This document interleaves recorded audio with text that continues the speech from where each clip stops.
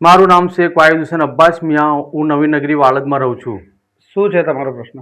મારો પ્રશ્ન એ છે કે અમારું ગામનું વતની દિવાન મજીદ શાહ, ગફ્ફાર શાહ, એને આજથી 2-3 વર્ષ પહેલાં મારી જોડેથી 2 લાખ રૂપિયા લીધેલા. અમૂલ ડેરીમાં નોકરી અપાવવાના 2 લાખ રૂપિયા લીધેલા મારા ભણાને, જે આજ દિન સુધી નોકરી અપાઈ નથી ને 2 લાખ રૂપિયા પરત આપતો નથી.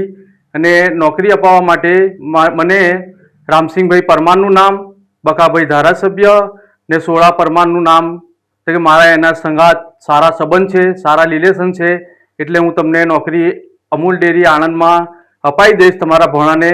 પણ આજ દિન સુધી નોકરી મળી નથી. એના આગળ પૈસા પાછા નહીં આપતા. એ શું નામ છે ભાઈનું જે તમને નોકરી અપાવવાનું વાયદા કરતા હતા? મજીદભાઈ દિવાન. ક્યાં રહે છે? હૈદરી ચોક, વાળદમાં. બરાબર. કેટલા ટાઈમ અગાઉ તમને આ રીતના પૈસા લઈને તમને બહાના બતાવે છે? 3-1 વર્ષ જેટલું થયું. બરાબર. તો અત્યાર સુધી તમે ફરિયાદ કે એવું કંઈ કરી કેમ નહીં? અમને એક આશા હતી કે આજે નહીં તો કાલે નોકરી અપાવશે, પણ એ આશા પર હવે કોઈ એ રહી નહીં.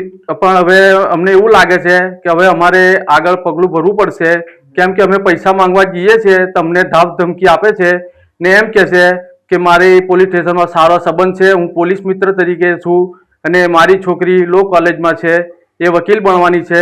જો કદી મને વધારે હેરાન કરશો તમે તો હું તમારા ઉપર છેડતીનો કેસ મુકાઈ દઈશ અને તમને બધાને જેલ ભેગા કરી દઈશ. ખોટા કેસો કરવાની ધમકીઓ આપે છે અમને. પોલીસની કઈ રીતના ધમકી આપે છે તમને? એ રીતના ધમકી આપે છે કે પોલીસ સ્ટેશનમાં મારું વધારે ચાલે છે, પોલીસ સેવાલિયા પોલીસમાં હું પોલીસ મિત્ર તરીકે કામ કરું છું, એટલે હું તમને ત્યાં પુરાઈ દઈશ ને ખોટા કેસ કરવાની ધમકી આપે છે અમને. હવે તમારું શું માંગ છે? મારી માંગ એટલી છે કે અમારે નોકરી હવે જોઈતી નથી, અમને અમારા 2 લાખ રૂપિયા પરત આપી દે.